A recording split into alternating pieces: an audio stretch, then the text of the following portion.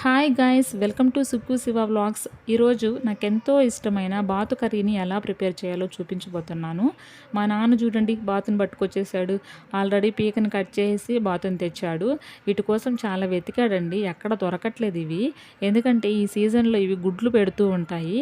దానివల్ల మనం కొనుక్కోవాలన్నా కూడా ఎవరు అమ్మట్లేదు. కానీ నాకు ఇష్టం అనేసి పాపం తిరిగి తిరిగి చాలా ప్రేమతో తెచ్చాడు. అయినా ఎందుకు అండి, ఈ నాన్నలకి మన కూతుళ్ళంటే చాలా ప్రేమ ఎక్కువ ఉంటుంది కదా. మా చెల్సి చూడండి, దానికేసి వింతగా చూస్తుంది.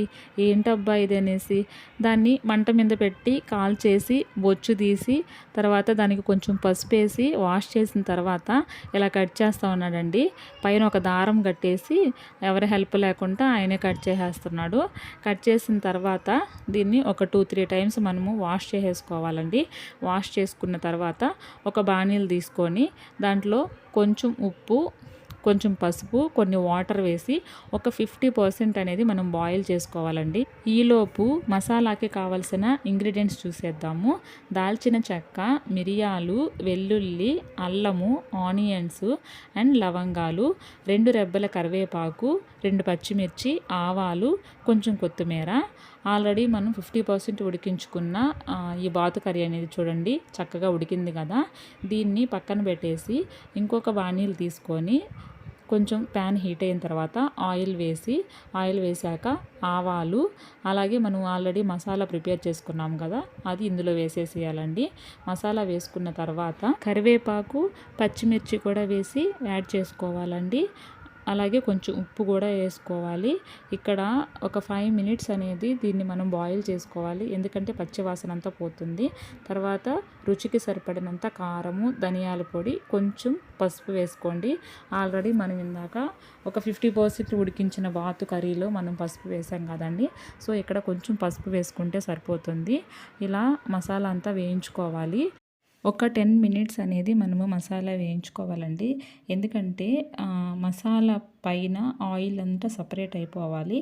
అలా అయ్యేంత వరకు మనం మసాలాని వేయించుకోవాలి.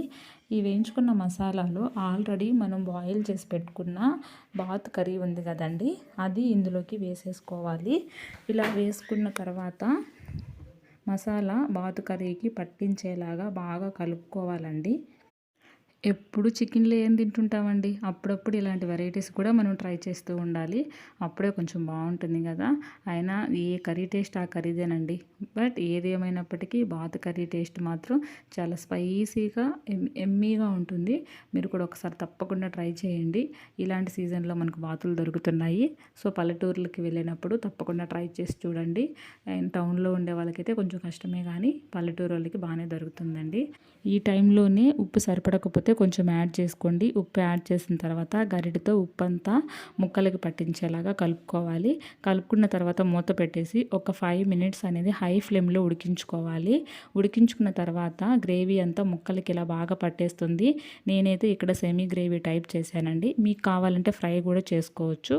అది నేను ఇంకొక వీడియోలో పోస్ట్ చేస్తాను. ఫైనల్గా కొత్తిమీరతో ఇలా గార్నిష్ చేసేసాను.